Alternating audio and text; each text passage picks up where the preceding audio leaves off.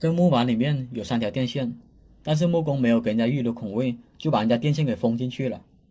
现在电工师傅心里也没底，如果开错了孔，那么这木板的损失就要他负责，所以就喊了我过来，看下能不能找到电线的具体位置。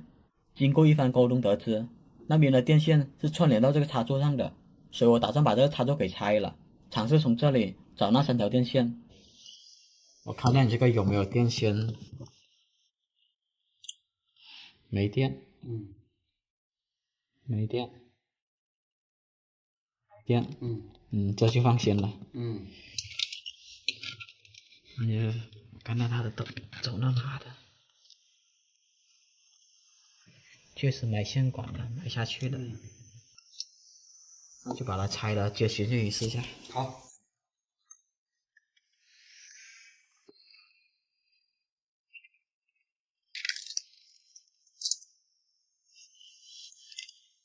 开始找了。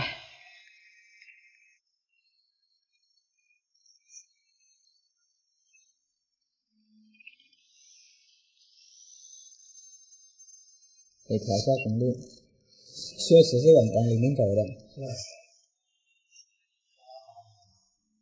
过去看一下。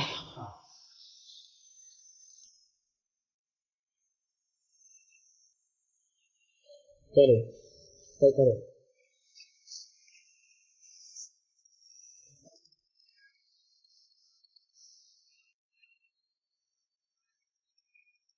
等下我功率调低一点。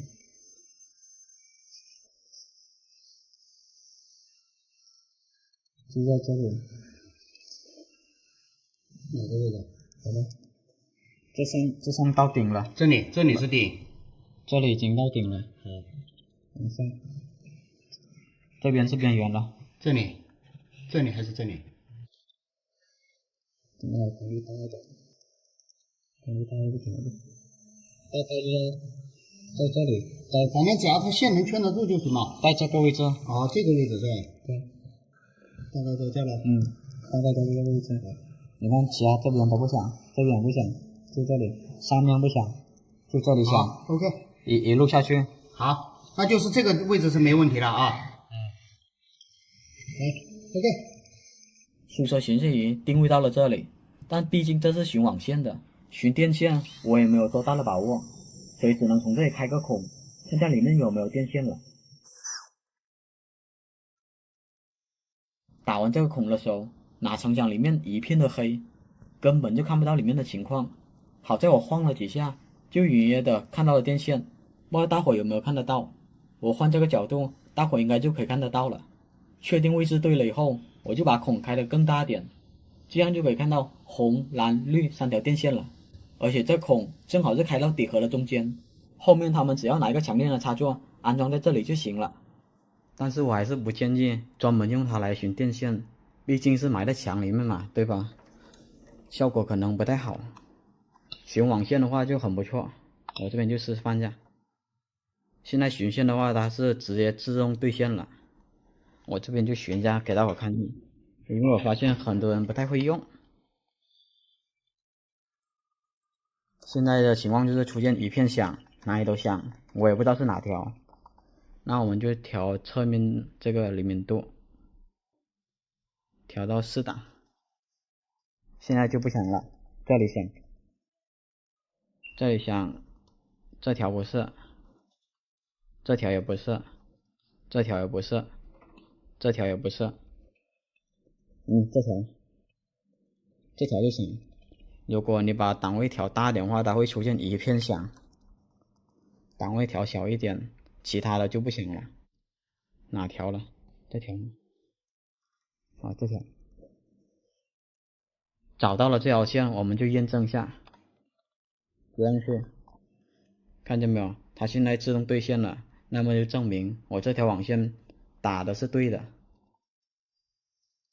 它还有另一个功能，我也介绍一下，就是 Shift 这个键，长按红光笔，它这个是红光笔嘛，可以寻光线的。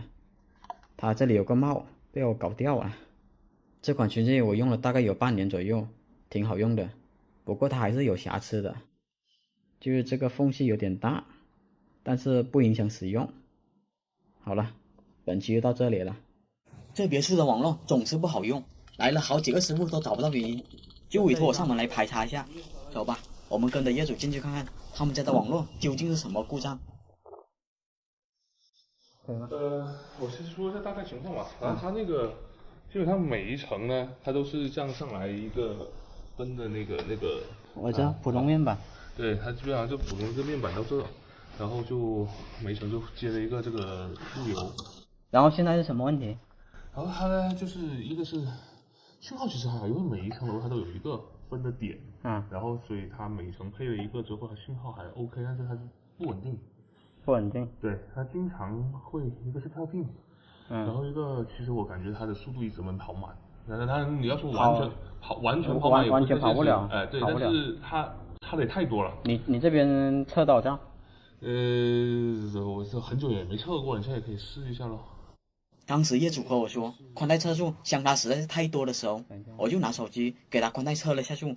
测速之前我看了下我手机与路由器的连接为243兆，然后宽带测速能跑到80兆，这种速度在 2.4G 频率下已经算是极其优秀了。这下可能会有很多人纳闷了，不应该是跑到243兆吗？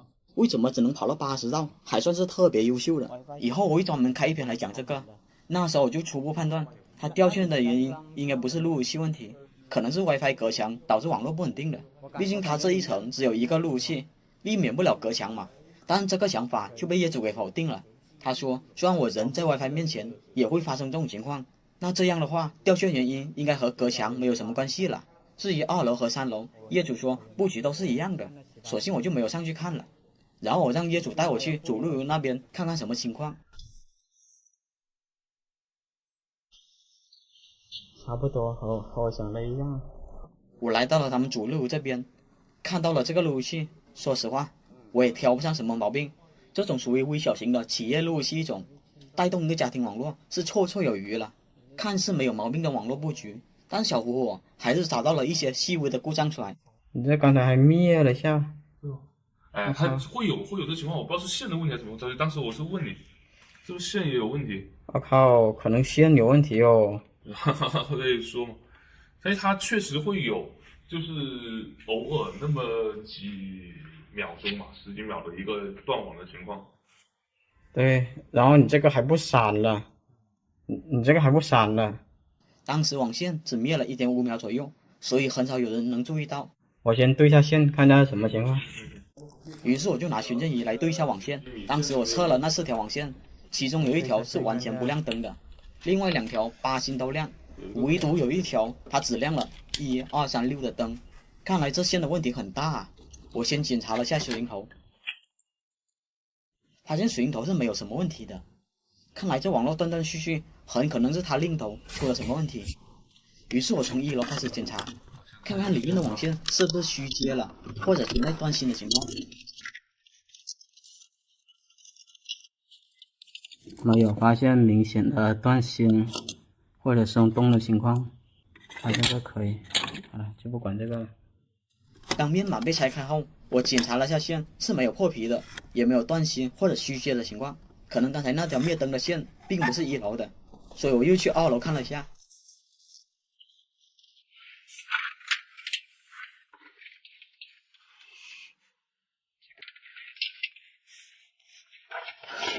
这个灯不亮，应该是我给你测的那条了，应该是我刚才拔那条。测一下，在2楼我对线的时候就发现，这条线只有1、2、3、6星是亮的，那么这条网线可能存在一些问题，但是偏偏这网线是通向桌子里面的，这线头是通到这里面的。这个能打开不？你还有个大电视。我就要抬一下把那电视给抬没了。没办法，当时我只能和业主把桌子给搬开。搬开以后，我就把这个网络面板给拆了出来。但是让我万万没想到的是，这里面接的线也是没有任何问题的，8芯都到位，而且就算断芯也不会断的这么巧啊。这时候我才突然反应过来，难不成是外接的网线只接了4芯？于是我就马上看了一下，你这条线。哦，我没注意看。是这边不行的，是你这条线是白照。这条线是白照的。我刚才看了半天，我说都看不出什么问题，我差点就把它给拆了。就是上这条线的问题。后面才发现这是这条线问题，我都没注意看，你这白照线。不过也得拉出来。换这条线。对，要换这条线。难怪只有1、2、3、6灯亮，原来是这线只有4星。后面就把这条网线换成了8星的千兆线。至于3楼，则是业主父母住的楼层，由于业主的父母不玩游戏的原因，所以就没有注意到平常有没有断网，索性我就没有去检查3楼了。这下排查一圈下来，我还是没有找到他们断网原因，于是我只能再次回到主路那边，看看有没有什么新的发现了。巧的是，我一回来就发现这条网线又不亮了。我顺着这条网线，果然发现了一些问题。这条网线被接长过。正当我再次准备这条网线的时候，真是祸不单行，隔壁3号口的网线也出了问题。你看见没有？又灭了。这线真的，它自己灭了。有亮。我怀疑线问题，这个是完全不亮。所以要不我们看一下。这个你看，8星是通的，8星是通的。但是我刚要上去找线的话，刚要找线的话，我就发现了个问题。这个。没办法，我只能把网线重新接一遍，看看能不能先解决掉这条网线断开的故障了。2号网线被我重新接好后，就暂时没有出现断开的情况了。但是刚才我可是看到这3号口断开过，索性我就往上看了一下，这3号网线倒是没有被延长过。看来这3号口的故障也是不简单的。这里我先说下4号口，当时我用寻迹查了下，后面才知道4号口是没有接任何设备的，所以这4号口的网线就被我给扒了。然后我就重点排查一下这3号口的网线究竟出了什么问题。经过了对线，它的网线是没有任何问题的。我再看了一眼水龙头，发现还是没有什么问题。然后我就开始寻线了，看看它是属于哪个楼层的。首先我测了一下1楼，没有反应。然后再测了一下2楼，还是没有反应，直到来到了3楼。这条线不稳定。正面这条不行是吧？这条线是通到这里面的。后面我把桌子挪开，面板给拆了，倒是发现了一点点的小毛病，那就是这面板的棕色和白棕给接反了。我对一下线给大伙看一下就知道了，7号和8号是反的。